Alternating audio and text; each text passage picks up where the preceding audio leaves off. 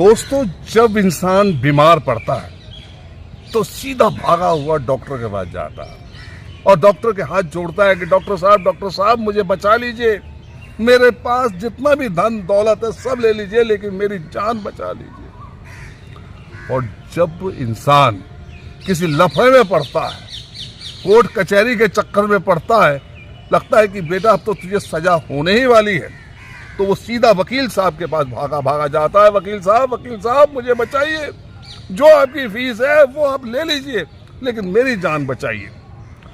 अब उस समय में जब उसका समय कभी कोर्ट कचहरी में कभी डॉक्टरों के पास जाने में लगा होता है तो कोई ना कोई भला मानुष उसको एक सलाह देता है, भाई तेरा समय खराब चल रहा है, तेरे ग्रह खराब हैं, तू ऐसा कर अपनी कुंडली जो है किसी ब्राह्मण को, किसी पंडित को, किसी ज्योतिषाचार्य को दिखा दे, शायद तेरे ग्रह शांत होने से तेरा सब कुछ ठीक हो जाए। वो उसकी सलाह मानकर पंडितों के पास पहुंच जाता है। कहता पंडित जी मैं बहुत दुखी हूँ, ये मेरी कुंडली देखिए और मेरे ग्रहों को देखिए कि क्या चल रहा है।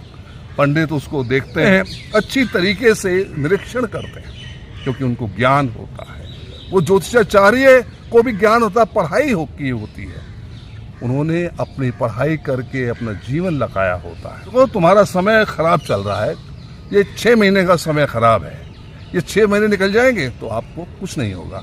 लेकिन पंडित जी ये 6 महीने कैसे निकलेंगे, इसका तो कोई उपाय बताइए।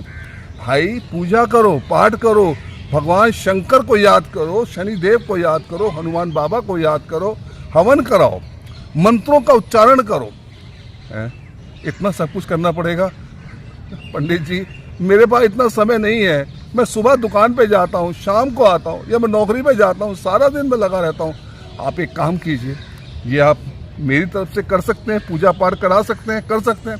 पंडित कहते हैं हाँ करा देंगे लेकिन इसके अंदर ये खर्चा आएगा। अब वो खर्चे का नाम सुनकर पंडित का वो उनसे सौदेबाजी करता है। भाई एक बात बताओ, आपने डॉक्टर साहब से सौदेबाजी की थी, आपने वकील साहब से सौदेबाजी की थी, तो फिर पंडितों से सौदेबाजी किस लिए? क्या उनको उनकी मेहनताना नहीं मिलना चाहिए जिसका नाम आज तक दक्षिणा रखा हुआ है?